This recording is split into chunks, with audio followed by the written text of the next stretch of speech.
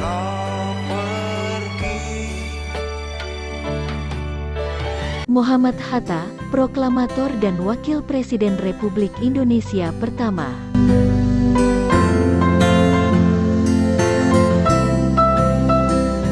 Demokrasi bisa tertindas sementara, karena kesalahannya sendiri, tetapi setelah ia mengalami cobaan yang pahit, ia akan muncul kembali dengan keinsyafan. Sosok proklamator dan Wakil Presiden pertama RI ini memang bertolak belakang dengan Soekarno yang lebih ekspresif dan meledak-ledak. Muhammad Hatta berpenampilan kalem, tenang, dan bijak. Menurut Deliar Nur, Hatta adalah seorang pemimpin yang langka, yang senantiasa memperlihatkan moral tinggi dalam bergerak.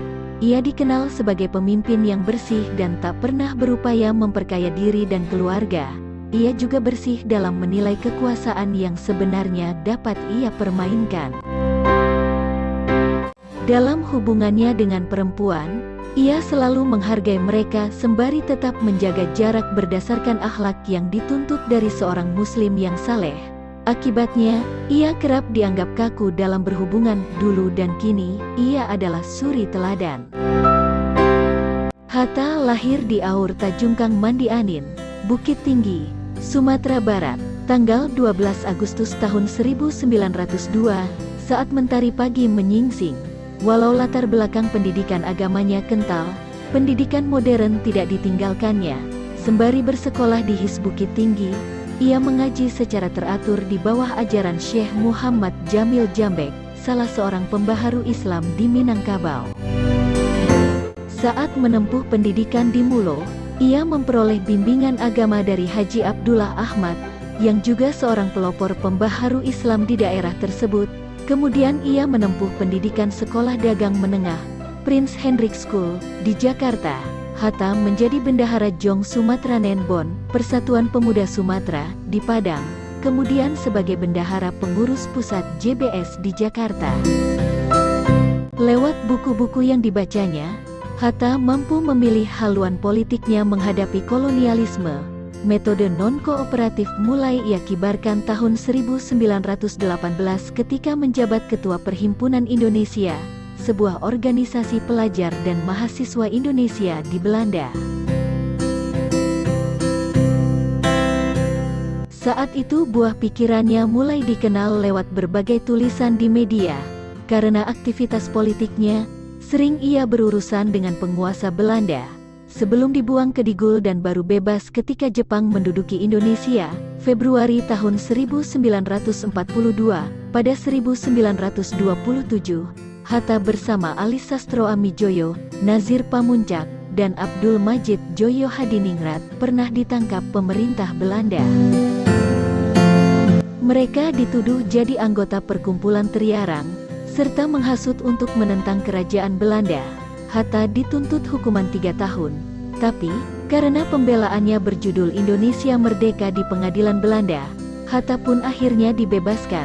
Dalam pledoi itu, lagi-lagi ia mengecam kolonialisme Belanda di Indonesia. Hatta dikenal sebagai seorang penganut sosialis. Ia menulis di buletin kaum sosialis macam The Flying, The Socialist, Recht in Vrijheid. Cita-cita Hatta tak lain adalah Indonesia merdeka yang demokratis, daulat tuanku, idiom yang melambangkan kolonialisme dan feodalisme. Dalam kehidupan Indonesia lama harus diganti dengan daulat rakyat, idiom yang melambangkan kehidupan demokrasi. Tetapi kedaulatan rakyat yang dicita-citakan Hatta tidak berdasarkan individualisme, melainkan rasa kebersamaan. Menjelang Indonesia merdeka, Hatta duduk sebagai anggota BPUPKI.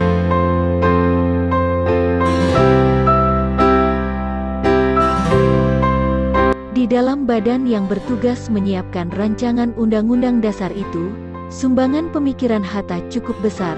Kebebasan berpendapat dan hak-hak warga negara dijamin dalam UUD 1945, seperti yang tertuang pada pasal 2. Prestasi terbesar Hatta adalah Proklamasi Kemerdekaan Indonesia di Jakarta tanggal 17 Agustus tahun 1945 bersama Soekarno atas nama bangsa Indonesia.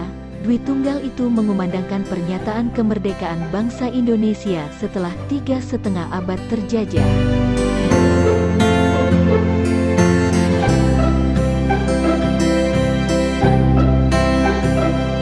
Setelah itu, PPKI menetapkannya sebagai Wakil Presiden pertama Indonesia. Sebagai Wapres, ia mengeluarkan maklumat 10 tanggal 16 Oktober tahun 1945 yang memberi kesempatan kepada rakyat untuk mendirikan partai. Saat itu, Soekarno lebih menyukai pembentukan sebuah partai nasional yang menyatukan segala kekuatan politik.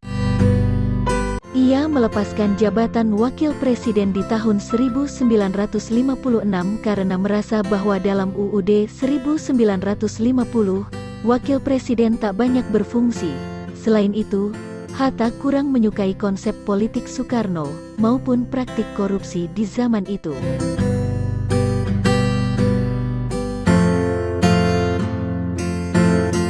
Mundurnya Hatta dari jabatan strategis itu membuka jalan lebar bagi lahirnya demokrasi terpimpin. Tanpa Hatta yang berasal dari luar Jawa, kepemimpinan nasional dinilai terlalu bias ke Jawa. Setelah mundur dari pemerintah, Hatta semakin mengembangkan gagasan-gagasan ekonomi politiknya. Koperasi merupakan salah satu pokok gagasan terbesarnya. Muhammad Hatta wafat pada tanggal 14 Maret tahun 1980 dalam usia 78 tahun.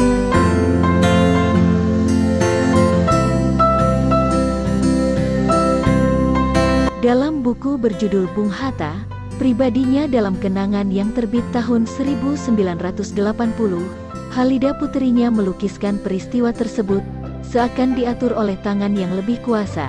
Masa hidupnya bagaikan satu kali putaran matahari.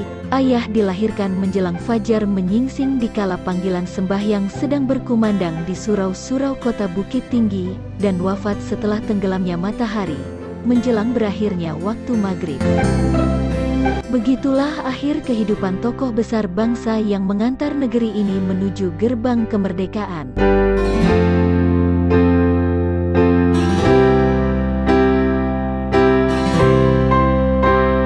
Terima kasih sudah menyimak biodata singkat sang proklamator Bapak Muhammad Hatta.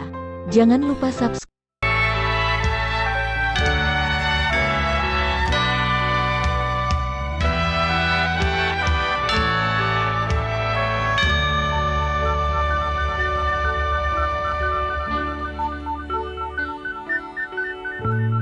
Tuhan, terlalu cepat semua.